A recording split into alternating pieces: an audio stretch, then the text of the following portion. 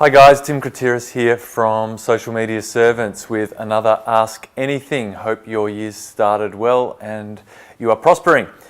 We've had a few good questions come in this week, so let's get straight into it.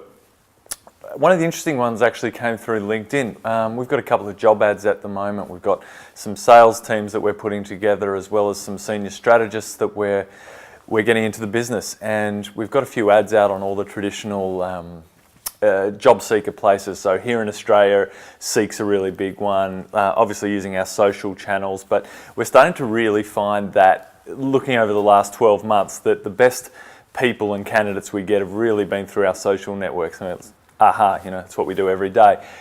But the question that we got coming in from LinkedIn was, how should I get a job in social media? And it's very interesting because we traditionally don't look at resumes as the number one thing. I think in terms of job seeker, especially in social media, especially in this type of environment, that you actually really need to stand out. And standing out means building a social profile that's just for you to show yourself to a potential employer, or if you're really smart, don't wait for job ads. When I was looking for work or ever trying to find a job, I was never looking for a job ad. I was finding somewhere that I wanted to work, trying to get to the CEO or trying to get to the most senior person I could, and telling them why I would be good for their organisation. Now, a lot of people sit there, you can't do that. If there's no job, there's no job. Well, that's what a majority of the people think. That, people go around, I'm looking for a job, I'd really like to transition. They're waiting for the opportunity. The whole mindset of waiting for an opportunity is the reason you're not getting the great jobs. You've got to go and find somewhere that you're going to add value, show how you're going to add value, and go to me.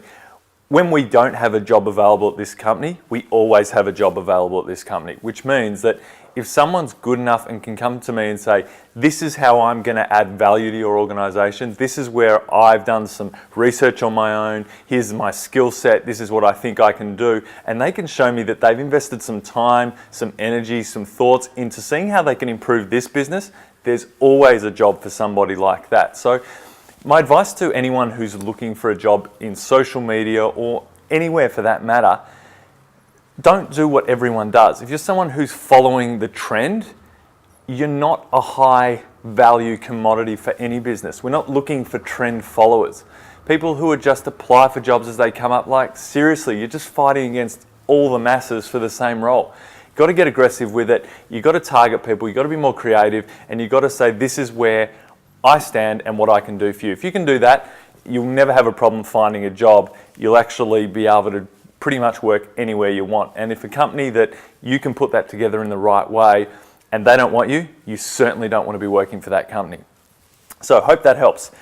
The next one is an interesting question we got about social media icons on websites. Now, we're obviously not web developers or web designers, but because we do so many joint ventures with web companies, different digital agencies where we basically do all the social for their clients, white labeled for these guys, we know a lot about it, and we have a lot of discussions about, okay, how does social fit in, but also technically on websites, where should you locate the social media icons? Now, there's a whole art to building websites, there's a whole art in user experience, there are people specializing in just the ways that your website interacts with everyone who comes to the site, where they click, why they click, how long they're there for, yada, yada, yada.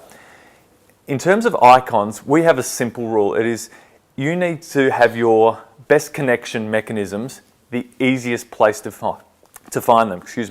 So in a website, that's top of the fold, which means that when you have a screen open or a device, that they're easy to find right there. There's no scrolling to find them. So there's all different ways of getting the icons there. But you basically want it that if someone's interested in your business and wants to find out more or connect, that they're one press away from making that connection. If they've got to search for your icons, they've got to scroll down to the bottom of the page, you've got to click a few ways to get there. It's just not good. And the reason is that if you're thinking this from a client or customer point of view, they are actively saying, I want to connect with you as a business and find out more. And what you're saying is, I'm going to make it difficult for you to take that next level of connection. And if you're doing that as a business, that you're actually making it hard to interact with your business online, you've seriously got to review your philosophy on it, because simplification and user experience and customer experience and ease of doing business with you is the number one key.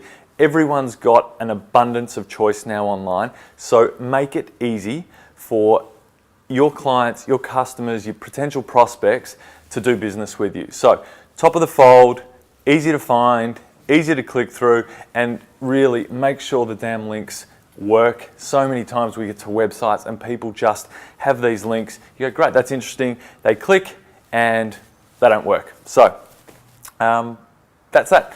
I've just got a question written up here so I don't forget them all. Branding. We've got a very interesting thing happening here at Servants at the moment. We're going through a complete new branding. The reason for that is simple. When we relaunched our business sort of 12 months ago under the brand Social Media Servants, we're of the philosophy that our key sales are not going to come from people randomly finding us and connecting. It would come from Alana and I, who are the only two here, going out there, knocking on doors, talking to people, getting to network, showing our value, all the things I spoke about at the start of this video.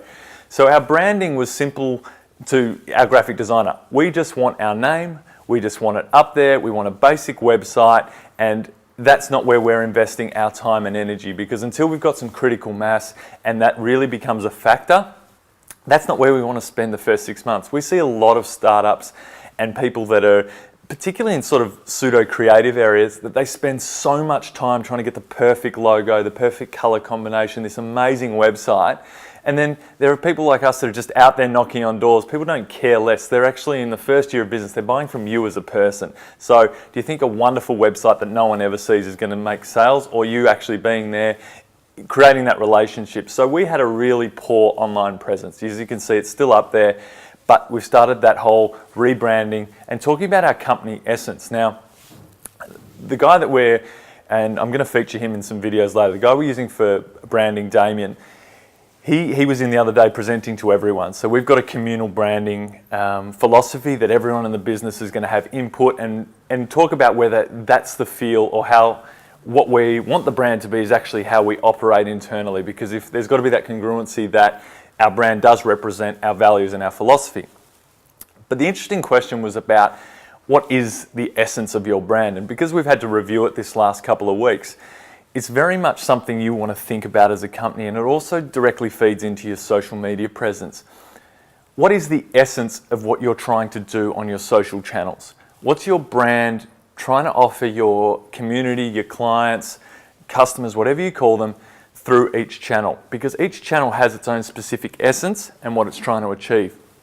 If you don't understand from a brand what value you're trying to add, you're never going to really be very successful through social media channels. So for us, it was a real reminder that branding is so important, but actually the process of getting to our new brand is making us rethink about the role we play in our clients and communities' lives. Where are we adding value? Where could we add more? Is it the right type of value? Is that the best value our company can actually give to our community? Can we be the very best in the world at doing a particular thing for our community? Because you don't want to just be part of the noise. You want to own a niche, a section, an idea, and push that and create some value for the people that are interacting with you. So something to think about. If you're really interested in the branding process, we're actually going to have it quite interactive through our online channels. So if you want to click, check out some YouTube videos or connect with us Facebook and Twitter. We're going to take everyone through the process, because if you're going through a similar thing, or you just need to think about it from sort of a step back, it might be really interesting to hear some of the discussions with Damien of the process we're going through, and we'd love your feedback when we put some ideas up there, what you think of our new branding and the direction it's heading. Anyway, that's all from Ask Anything today. Keep the questions coming. It's really great to be interacting with people. Thank you for some really good tweets and interesting questions. We're doing it every week, so we'll see you this time next week. Have a great weekend.